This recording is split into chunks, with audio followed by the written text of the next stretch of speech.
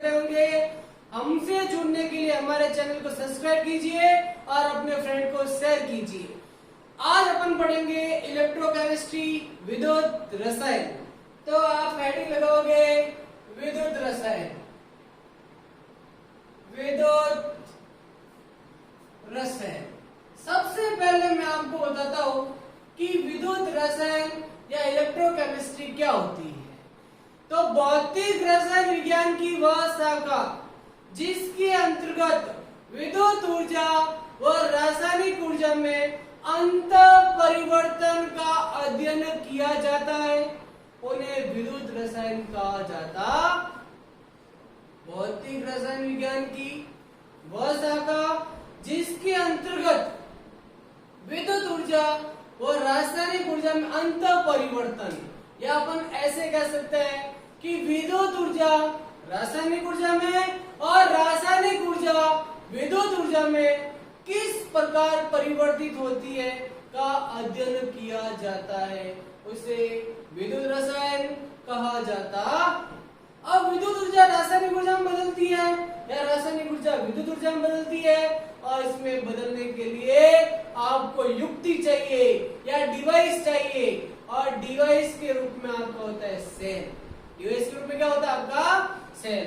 Cell भी दो प्रकार के होते हैं, या तो विद्युत अपघट्य सेल या आपका विद्युत अपघटनी सेल। एक तो विद्युत अपघट्य इलेक्ट्रोलाइटिक सेल और एक विद्युत अपघटनी सेल मतलब गैल्वेनिक सेल अपन कह सकते। आई भाषण में दो टाइप के सेल है, इसकी अपन चर्चा करेंगे। तो सबसे पहले मैं क्या कह रहा हूं कि विद्युत रसायन की परिभाषा क्या हो जाएगी, अपन कहेंगे भौतिक रसायन विज्ञान की वह शाखा जिसके अंतर्गत विद्युत ऊर्जा व रासायनिक ऊर्जा में अंतः परिवर्तन का अध्ययन किया जाता है, अध्ययन किया जाता है, विद्युत रसायन कहा जाता है। अपन क्या कह रहे हैं कि विद्युत ऊर्जा और रासायनिक ऊर्जा में अंत परिवर्तन, यहाँ अपन कह रहे हैं विद्युत ऊर्जा रासायनिक ऊर्जा में और रासायनिक ऊर्जा विद्युत ऊर्जा में किस प्रकार परिवर्तित होती है का अध्ययन किया जाता है, उसे विद्युत रसायन कहा जाता। तो अपन कह रहे हैं विद्युत ऊर्जा है ना, या अपन कह दो इलेक्ट्रिकल एनर्जी, वो किसमें बदल रही है, रासायनिक ऊर्जा में, या रासायनिक एनर्जी केमिकल एनर्जी, या केमिकल एनर्जी किसमें कन्वर्ट हो रही है, इलेक्ट्रिकल एनर्जी में कन्वर्ट हो रही। और कन्वर्ट करने के लिए एक युक्ति होती है, डिवाइस होती है। क्या होती है, डिवाइस, और वो डिवाइस होती है सेल। क्या होती है, और सेल भी दो टाइप के, एक आपका विद्युत अपघट्य सेल और एक आपका विद्युत रासायनिक सेल, या कह दो गैल्वेनिक सेल। अब देखो जो विद्युत अपघट्य सेल है, ये विद्युत अपघट्य सेल इलेक्ट्रिकल एनर्जी को केमिकल एनर्जी में कन्वर्ट करता, और जो गैल्वेनिक सेल है वो केमिकल एनर्जी को इलेक्ट्रिकल एनर्जी में कन्वर्ट करता। एक सामान्य सेल की बात करो तो एक सामान्य सिंपल में विद्युत अपघटन सेल की बात कर रहा हूं, तो एक सामान्य विद्युत अपघटन सेल इस टाइप से होता। एक सामान्य एक सामान्य वैद्युत अपघट्य सेल इस टाइप से होता है। यह आपका बीकर और बीकर के अंदर दो इलेक्ट्रोड, कितने इलेक्ट्रोड है? बीकर के अंदर दो इलेक्ट्रोड है, एक आपका इधर वाला एनोड और इधर वाला आपका कैथोड। एक आपका एनोड है, एक आपका कैथोड है। ये जो एनोड है ना वो आपका पॉजिटिव और ये आपका नेगेटिव होता है, एक पॉजिटिव नेगेटिव। और इसके अंदर वैद्युत अपघट्य है। इसके अंदर क्या है?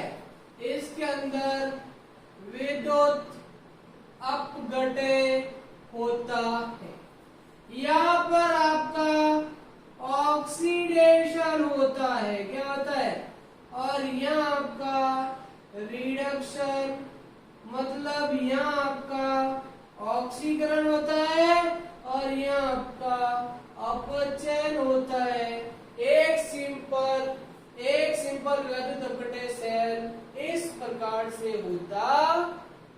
आई बात समझ में? अभी सबसे पहले मैं आपको क्या कह रहा हूँ कि पहले अपन विद्युत ऊर्जा और रासायनिक ऊर्जा में अंत परिवर्तन का अध्ययन कर रहे हैं और इसको बदलने के लिए क्या होता है? सेल। और सेल ये आपकी क्या होती है? डिवाइस। आई बात में? सेल भी दो टाइप के, एक विद्युत अपघट्य सेल और एक विद्युत रासायनिक सेल। यह आपको समझ में आ गया? आई बात में? इसको नोट कर लीजिए। चलो नेक्स्ट, अब मैं आपको बता रहा हूं कि किस प्रकार से विद्युत ऊर्जा रासायनिक ऊर्जा में परिवर्तन होगा, ये मैं आपको बता रहा। अब जब आप विद्युत ऊर्जा प्रवाहित करोगे तो वैद्युत अपघटन की क्रिया होगी। जब आप विद्युत धारा प्रवाहित करोगे तो वैद्युत अपघटन की प्रक्रिया होगी। और वैद्युत अपघटन के अंदर अपन फैराडे के दो नियमों की स्टडी करते हैं। दो लोग स्टडी करेंगे या दो नियमों का अध्ययन किया जाएगा। तो आप हेडिंग लगाओगे सबसे पहले फैराडे का प्रथम नियम। अब देखो फैराडे का प्रथम नियम क्या होता है। फैराडे के प्रथम नियम के अनुसार इलेक्ट्रोडों पर जमा पदार्थ की मात्रा, फैराडे के प्रथम नियम के अनुसार इलेक्ट्रोडों पर जमा पदार्थ की मात्रा प्रवाहित विद्युत धारा के समानुपाती होती है। क्या कह रहा हूं? इलेक्ट्रोडों पर जमा पदार्थ की मात्रा प्रवाहित विद्युत धारा के समानुपाती होती। तो अपन क्या कहेंगे? फैराडे के अनुसार वैद्युत अपघटन की क्रिया में, वैद्युत अपघटन की क्रिया में, वैद्युत अपघटन की क्रिया में इलेक्ट्रोडों पर जमा पदार्थ की मात्रा प्रवाहित विद्युत धारा के समानुपाती होती है। किसके समानुपाती है? प्रवाहित विद्युत धारा के समानुपाती होती। माना वैद्युत अपघटन की क्रिया में, माना वैद्युत अपघटन की क्रिया में आई एम्पियर की धारा, आई एम्पियर की धारा टी सेकंड तक प्रवाहित करने पर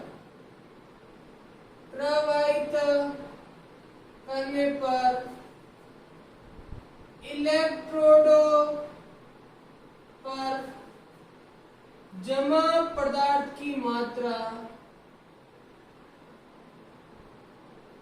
कितनी हो, W हो, तो अपन क्या कह रहे हैं कि एक आपका कोई सेल है और उस सेल के अंदर में आई एम्पियर की धारा, कितनी एम्पियर की धारा, आई एम्पियर की धारा, आई एम्पियर की धारा t सेकंड तक प्रवाहित करता हूं, तो इलेक्ट्रोडों पर जमा पदार्थ की मात्रा कितनी, W है।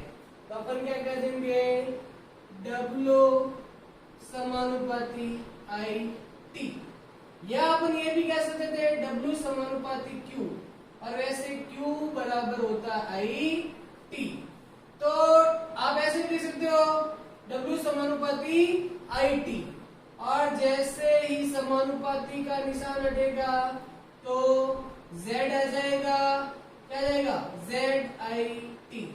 अब आपका जो Z होता है ना, वो Z होता है विद्युत रासायनिक तुल्यांक।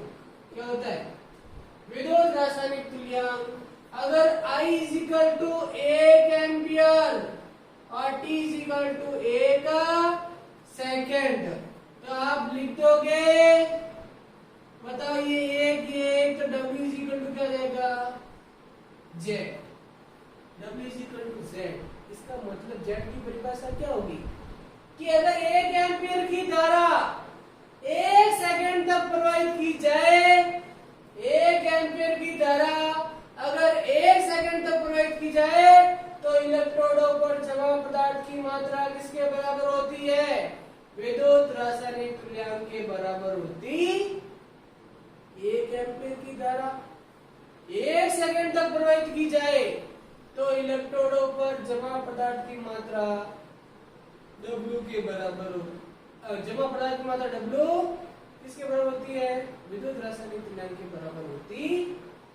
एक W का एक फार्मूला भी होता है, W is equal to N IT upon F। यहां से भी परीक्षा में सवाल पूछा जाता, W is equal to M upon N IT upon F। यहां से भी सवाल पूछा जाता है। M क्या है, M आपका अणुभार। M क्या होता है, M आपका होता है अणुभार। क्या होता है, अणुभार। मैं आपसे पूछूं I क्या, I आप कह दोगे प्रवाहित विद्युत धारा एम्पियर में। मैं आपसे पूछूं T क्या, आप T इज इक्वल टू क्या कह दोगे, टाइम, समय इन सेकंड। F क्या, F आप क्या होता है फैराडे। F क्या होता है, चिन्ह 500 कूलम, ये ध्यान रखना है। F इज इक्वल टू होता है चिन्ह 500 कूलम होता है। और N क्या, अभिक्रिया में भाग लेने वाले इलेक्ट्रॉन। N क्या होगा, अभिक्रिया में भाग लेने वाले इलेक्ट्रॉन। तो M क्या हो गया, अणुभार। I क्या हो गया, प्रवाहित विद्युत धारा। T आपका क्या हो गया, टाइम, T आपका हो गया टाइम। और आपका N क्या हो गया, अभिक्रिया में भाग लेने वाले इलेक्ट्रॉन। और F क्या हो गया, चिन्ह 500 कूलम। आई भाषण में तो आप क्या ध्यान रखोगे कि फैराडे के प्रथम नियम के अनुसार वैद्युत अपघटन की क्रिया में इलेक्ट्रोडों पर जमा पदार्थ की मात्रा प्रवाहित विद्युत धारा की क्या होती है, समानुपाती होती। ये आपको समझ में आ गया होगा अभिभाषण में। और ये आपको समीकरण आपको याद रखनी है, इसको आप नोट कर लीजिए, इसका आप स्क्रीनशॉट ले लीजिए और नेक्स्ट हेडिंग लगा दीजिए, फैराडे का द्वितीय नियम। अब मैं आपको बताता हूं कि फैराडे का द्वितीय नियम क्या होता है। अभिभाषण में चलो नेक्स्ट आप हेडिंग लगाओगे फैराडे का द्वितीय नियम। और देखो फैराडे के द्वितीय नियम की बात करता है, आप हेडिंग लगाओगे फैराडे का द्वितीय नियम। अब देखो फैराडे क्या कहता है। फैराडे के द्वितीय नियम के अनुसार, फैराडे के द्वितीय नियम के अनुसार यदि भिन्न भिन्न वैद्युत अपघटन में, यदि भिन्न भिन्न वैद्युत अपघटन में समान वैद्युत धारा प्रवाहित की जाए, फैराडे के द्वितीय नियम के अनुसार यदि भिन्न भिन्न वैद्युत अपघटन में समान वैद्युत धारा प्रवाहित की जाए तो इलेक्ट्रोडों पर जमा पदार्थ की मात्रा उनके तुल्यांकी भारों के अनुपात में होती है। इलेक्ट्रोडों पर जमा पदार्थ की मात्रा उनके तुल्यांकी भारों के अनुपात में होती। तो फैराडे का द्वितीय नियम क्या है? तो क्या लिखोगे? फैराडे के द्वितीय नियम के अनुसार यदि भिन्न भिन्न या विभिन्न वैद्युत अपघटन में, वैद्युत अपघटन में समान विद्युत धारा प्रवाहित की जाए तो इलेक्ट्रोडों पर जमा पदार्थ की मात्रा उनके तुल्यांकी भारों के अनुपात में होती है। उनके तुल्यांकी भारों के अनुपात में होती। जैसे सपोज आपके सामने ये 3 में बीकर ले रहा, इन 3 बीकर में से मैंने एक में कॉपर सल्फेट ले लिया, एक के अंदर मैंने कॉपर सल्फेट लिया, एक के अंदर मैंने AgNO3 सॉल्यूशन लिया और एक के अंदर मैंने सपोज AgCl या क्या दो लो H2SO4 कोई भी ले सकते हो, H2SO4 का सॉल्यूशन ले लिया और सॉल्यूशन लेके मैं क्या कर रहा हूं, मैं समान विद्युत धारा प्रवाहित कर रहा हूं। वैद्युत अपघटन भिन्न भिन्न है और भिन्न भिन्न वैद्युत अपघटन में समान वैद्युत धारा प्रवाहित कर रहा। सपोज I एम्पियर की धारा प्रवाहित कर, कितने की? I एम्पियर की धारा प्रवाहित कर रहा हूं।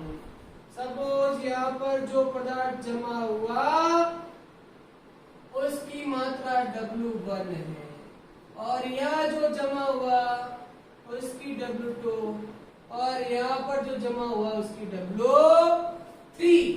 तो आप कह दोगे W1 अनुपात W2 अनुपात W3 is equal to E1 अनुपात E2 अनुपात E3 होता है। आई बात समझ में कि तुल्यांकी भारों के अनुपात में होती है। इलेक्ट्रोडों पर जमा पदार्थ की मात्रा तुल्यांकी भारों के अनुपात में होती है। आई बात समझ में? ये आपको समझ में आ गया होगा, ठीक है। अब मैं आपको कह दूं कि अगर आपके इसमें सिर्फ 2 ही सेल होते, कितने होते? 2 सेल। सिर्फ मैं 2 सेल की बात करता तो 2 सेल के लिए आप क्या लिखते हैं? W1 अनुपात W2 is equal to E1 अनुपात E2। और इसको कैसे लिख सकते हो? इसको इस प्रकार से भी लिखा जा सकता। बताइए, आपको समझ में आ गया होगा कि भिन्न भिन्न वैद्युत अपघटन में समान विद्युत धारा प्रवाहित की जाए तो इलेक्ट्रोडों पर जमा पदार्थ की मात्रा उनके तुल्यांकी भारों के अनुपात में होती। वैसे फैराडे के द्वितीय नियम से आपको कोई आंतरिक सवाल नहीं पूछा जाता। प्रथम से पूछा जाता है फैराडे के प्रथम नियम से आंगिक सवाल पूछा जाता है, जो आपको आगे जब मैं न्यूमेरिकल क्वेश्चन करूंगा उस समय आपको बता दिया जाएगा। आई बात समझ में? चलिए, तो ये तो आपका हो गया फैराडे का प्रथम नियम और फैराडे का द्वितीय।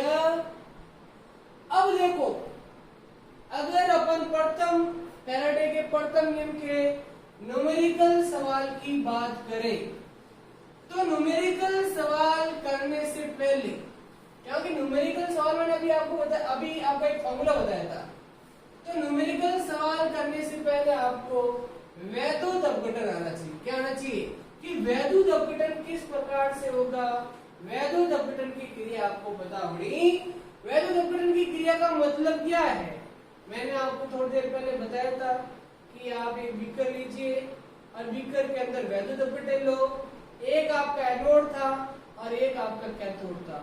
एनोड पर अलग पदार्थ जमा हो रहा था और कैथोड पर अलग पदार्थ जमा हो रहा था। जब तक आपको पता नहीं चलेगा कि एनोड पर कौन सा पदार्थ जमा हो रहा है और कैथोड पर आपको कौन सा पदार्थ मिल रहा है, जमा हो रहा है, तब तक आप न्यूमेरिकल सवाल नहीं कर सकते हैं। तो न्यूमेरिकल सवाल करने से पहले आपको वैद्युत अपघटन या इलेक्ट्रोलाइसिस आना चाहिए। क्या आना चाहिए? तो मैं आपको अभी बता रहा हूं कि इलेक्ट्रोलाइसिस किस प्रकार से होता है। तो इलेक्ट्रोलाइसिस कैसे होगा? सपोज आपका, मैं कह रहा हूं NaCl, ये क्या है? NaCl। अब आपको पता है सेल में एक होता है एनोड और एक आपको होता है कैथोड। मैंने अभी आपको ये भी बताया था कि एनोड के ऊपर कौन सा साइन होता है? एनोड के ऊपर पॉजिटिव होता है। क्या होता है? अगर एनोड के ऊपर, जैसे मैंने आपको बताया था सेल, देख लो, वापस देख लो एक बार, कि मैंने बताया था कि ये बीकर में ये आपका एनोड और ये आपका कैथोड, और मैंने कहा था एनोड पे पॉजिटिव और इस पर नेगेटिव, और आप वैद्युत अपघटन ले रहे थे। अब मुझे बताइए, अगर एनोड के ऊपर पॉजिटिव है तो कौन जाएगा? नेगेटिव वाला जाएगा, और कैथोड पर अगर नेगेटिव है तो कौन जाएगा? नेगेटिव है तो पॉजिटिव वाला। मतलब यहाँ तो नेगेटिव आयन जाएगा और यहाँ पर आपका पॉजिटिव आयन जाएगा। तो यहाँ आपका जाएगा नेगेटिव वाला और यहाँ जाएगा पॉजिटिव वाला। और मैंने आपको बताया कैथोड पर अपचयन होता है, यहाँ पर रिडक्शन होगा। क्या होगा? अपचयन। और यहाँ पर क्या होगा? ऑक्सीकरण, ऑक्सीडेशन होगा। अब मुझे बताइए, NaCl मोल्टन या कहते हैं NaCl गलित है, सिर्फ NaCl। अगर NaCl है तो NaCl में दो चीजें, एक तो Na+ और एक Cl-। आपसे मैं पूछूं Na+ और Cl- में बताइए Na कहाँ जाएगा? तो Na कहाँ जाएगा? कैथोड पर जाएगा, और Na कैथोड पर जाएगा ना, एक इलेक्ट्रॉन लेगा और Na सॉल्ट बना देगा। आई बात समझ में? अब मैं कह रहा हूं माइनस वाला कौन है? Cl-, ऑक्सीडेशन होगा तो इलेक्ट्रॉन बाहर निकलेगा, और आपको इलेक्ट्रॉन बाहर निकलेगा तो Cl2 गैस मिल जाएगी। तो देखिए कैथोड पर कौन मिला? Na, और एनोड पर कौन मिली? Cl2। ये एकदम सिंपल इलेक्ट्रोलाइसिस, ये तो आपको पता चल गया। लेकिन आपके सामने मैं दे रहा हूं NaCl एक्वस। अब मुझे बताया एक्वस ये जल लिया, तो NaCl एक्वस में क्या हो गया? एक तो Na+, एक H+, Cl- OH-। दिख रहा है आपको? Na+, Cl-, aqueous H+, OH। अब आपको दिख रहा होगा Na+ और H+। तो यहाँ पर आपके सामने समस्या आ जाती है कि ये एक तो Na+ है, एक H+, दोनों ही धनायन है। अगर दोनों ही धनायन जाएगा कौन? यहाँ पर आपके सामने एक समस्या आ जाती है। तो अब इसमें कैसे बचेंगे? तो इसके लिए आपको एक विसर्जन विभव या डिस्चार्ज पोटेंशियल का क्रम ध्यान रखना है। क्या ध्यान रखना है? एक डिस्चार्ज पोटेंशियल का क्रम ध्यान रखना। मैं आपको बता रहा हूं डिस्चार्ज पोटेंशियल का क्रम क्या होता है, विसर्जन विभव का क्रम क्या होता है। विसर्जन विभव देखो मैं आपको बता रहा हूं, इसकी शॉर्ट ट्रिक देखो। कन्या से ना कार मांगो, अल्लाह सब जानता है। अल्लाह सब जानता है, क्यों आज आए। कन्या से ना कार मांगो, अल्लाह सब जानता है, क्यों आज आए। ये धनायन का क्रम। अल्लाह सब जानता है, जानता क्यों आज आए। ये धनायन के लिए, किसके लिए? इसी तरह ऋणायन से, ऋणायन के लिए भी सिंपल FCl PR I से पहले OH SO4 ये होता है। ये दो क्रम आपको बताओ ना, जिसके लिए विसर्जन विभव का मान कम होगा, जिसके लिए विसर्जन विभव का मान कम होगा वो जाएगा। अब मुझे बताइए, दिख रहा है आपको दोनों में से विसर्जन विभव किसका कम है बताओ? H का। तो कौन जाएगा? H प्लस जाएगा। H प्लस का जाएगा, कैथोड पर एक इलेक्ट्रॉन लेगा और H2 गैस मिल जाएगी। जिसके लिए विसर्जन विभव कम है वो जाएगा, हाइड्रोजन जाएगी। अब मुझे बताओ इन दोनों में से कौन जाएगा बताओ? Cl minus. और आपको दिख रहा है Cl माइनस, ऑक्सीडेशन होगा, एक इलेक्ट्रॉन देगा, Cl2 गैस मिलेगी। बताइए आपको समझ में आ गया क्या? अब मैं आपसे कहूं AgNO3 एक्वस, बताओ एक तो Ag प्लस है, एक NO3 माइनस, एक H प्लस, एक OH माइनस। तो मुझे आप बता दो कौन जाएगा Ag और H में से? किसका विसर्जन विभव कम है? Ag का। तो Ag जाएगा। लो Ag गया ना, एक इलेक्ट्रॉन लिया मतलब इसका अपचयन हुआ और अपचयन होकर कैथोड पर ये बना। बताइए दोनों में से कौन जाएगा? नाइट्रेट यहाँ भी होता है, बताओ कौन जाएगा? OH माइनस जाएगा। अब OH माइनस जिसके पास भी ऑक्सीजन है, चाहे सल्फेट हो, चाहे नाइट्रेट हो, चाहे OH हो, जिसमें भी ऑक्सीजन होता है उससे O2 मिलती है। क्या मिलती है? तो आपको यह मिलेगी O2। 4 ऑक्सीजन काम में आते हैं, 4 इलेक्ट्रॉन काम में आते हैं और आपको O2 मिलती। मैं आपसे कॉपर सल्फेट का पूछूं एक्वस, तो बताइए आप बता सकते हो क्या? कॉपर सल्फेट में Cu+2 H प्लस एक्वस का SO4 OH माइनस। बताइए कौन जाएगा? कॉपर और H में से कॉपर जाएगा। कॉपर 2 इलेक्ट्रॉन लेगा और आपको कॉपर सॉल्ट मिल जाएगा। आई बात समझ में? बताओ दोनों में से कौन जाएगा? OH जाएगा और आपको O2 गैस मिल जाती। तो आपको वैद्युत अपघटन समझ में आ गया होगा। आई बात समझ में? आपको वैद्युत अपघटन समझ में आ गया। आई होप आपको वीडियो बहुत अच्छा लगा होगा। इस वीडियो को शेयर कीजिए। Thank you.